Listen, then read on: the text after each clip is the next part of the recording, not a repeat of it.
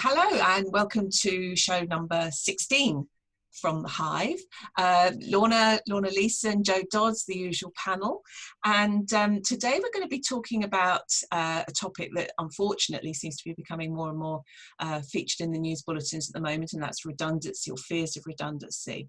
And we're going to be talking about how, as HR, comms, engagement practitioners, we can help to alleviate some of the fear of redundancy or potentially the realities of redundancy in terms of its impact on employee engagement. So I think we've all been in situations where this has touched us in our professional lives, and we were talking before we came on air about it's never a pleasant thing to have to do, but it is a fact of life, and unfortunately it probably is going to become a fact of life in the coming months. But let's kick off. I think it brings us back to a topic that we've returned to time and time again on the Hive, which is around trust and certainty. So Lorna, from your perspective, how can we help to maintain engagement amongst people when there is a fear about what's going to be happening in the future? I think there are a couple of different scenarios where this is applicable to you. So it might be that actually you're not planning to make any redundancies, or you don't know, you have no current plans, but there's a general sense of unease. Perhaps people are returning from furlough, or you're changing their terms as they come back from furlough, so maybe you're taking advantage of the part-time piece. And I would say that real open, transparent communication all the time. I mean, this is the theme we've talked about the whole way through, but timely communication, continuing to what might feel like over-communicate at the moment and explain to people, this is where we are, this is how we're making decisions, this is what's going on with the business, and this is how we're going to keep you updated, I think will go a long way. People still, trust is so fragile at the moment because for a number of reasons. I'm hearing some, actually lots of HR folk who are saying one of our bigger challenges at the moment is we've got almost two groups of employees, those who've been there working through this and those who've been furloughed, and I'm starting to see divides coming up. So we've got a real, how do we integrate people back in and build a single unified group, which you don't have engagement without some of that. And then I think you've got the people who are having to unfortunately make restructures, change the shape of their business or downsize. And that is, again, it's about clear communication. And it's also about recognising that the redundancy process has some clear legal steps that we need to go through, but that isn't everything you need to do to make sure that people feel safe and cared for, and that this is being done in as human a way as possible. Joe, we talked before we came on air about employment law, and as Lorna's touched on the sort of the processes and the things that you do really need to adhere to correctly in order not to fall foul of law. But how then can we try and support HR people who are worried that they've got to stick to the letter, otherwise things are going to go horribly wrong? What can we do to try and position that for them in a way that can bring that humanity on board? Well, I think, it's really important, obviously, to sort of tick those boxes, but it's I think the real key is to remember that it's jobs and sort of levels of resource that are being made redundant, and the people then are affected by it and then become redundant. But it's not people at the beginning of the process. It's jobs, it's resource, it's needing to save money, sort of thing. You have got to then follow that legal process. But, I remember when there was a real focus on this back in the day when I was in sort of operational HR roles, and there was all the thing about consultation for a period of, however many days it was and all that sort of thing.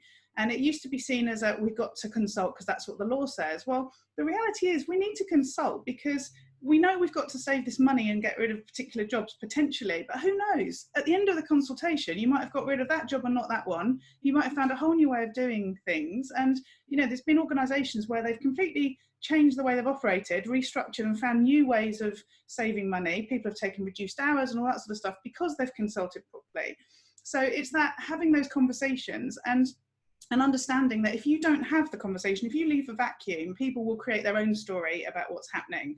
And so whilst you sort of, as an organisation, you want to get all your ducks in a row, you want to get it all sorted so that you've got all the answers to all the questions before you go forwards, but people start talking and people make their own assumptions about what's happening, and quite often you end up sort of having to play catch up and try and sort of resolve what they all thought that isn't true because you didn't communicate early enough. So it's a real fine art between deciding when to go with that communication, but that's the key. It's got to be about keeping those people engaged with the fact that there's a process because there's a reason to do it, and not that you're just going to get rid of people, because that's what people perceive and that isn't the reality really.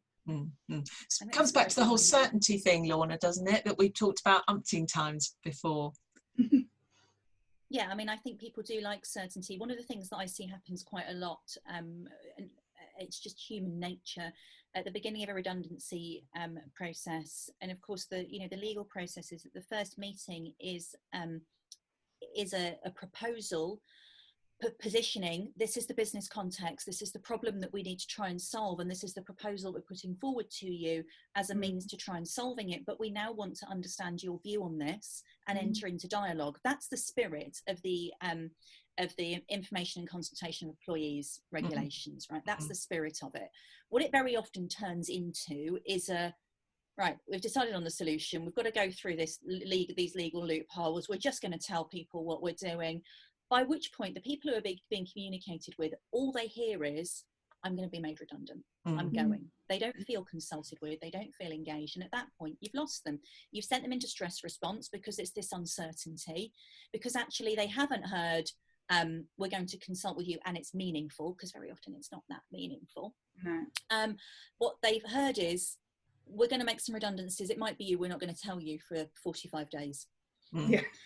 And then they just go stress response, and that's where it starts to become difficult and combative, and you lose engagement and you lose trust. And of course you will have survivors through that process, particularly if you're looking at pools or reduction of headcount of a certain kind of employee. So you want to know that those people who stay aren't bruised and scarred by the process, and you want to know that those people who go are going to be advocates of you and aren't going to get on Glassdoor and slate you, or worse. And that you end up with potentially the best solution for everybody. And okay, redundancy is not going to be the best solution for most of those people affected, but some people it might be. Some people might be those people who want to go. I heard about somebody the other day, they started redundancy in her organisation because she hadn't been there very long. She offered to go and she has been made redundant, and her only reasoning was she felt obliged because she hadn't been there very long.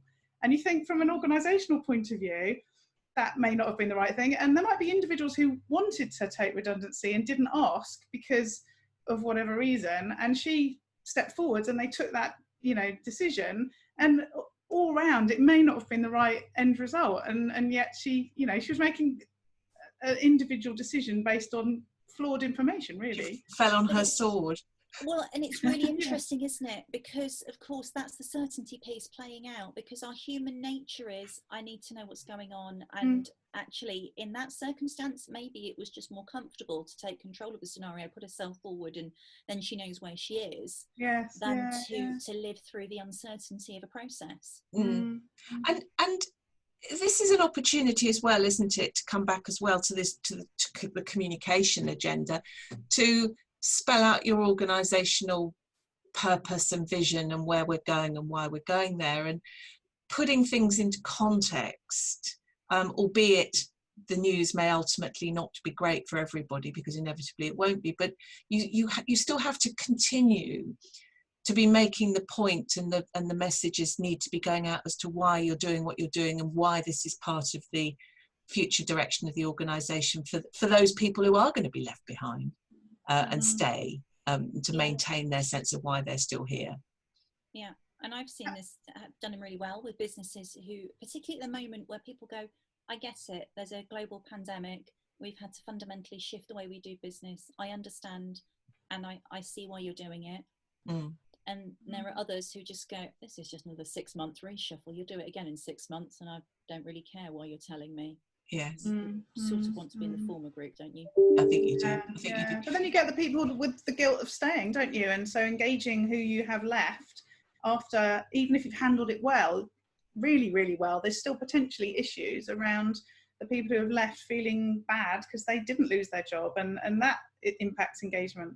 Yes. Well, and you need to be really mindful of the cultural impacts, the cultural engagement, wider impact of that kind of approach. And if I take a really big example that used to be held up 10, 15 years ago as like the gold standard of the way to do things, which is GE, right? So GE would deliberately engineer this. They had their A players, B players and C players.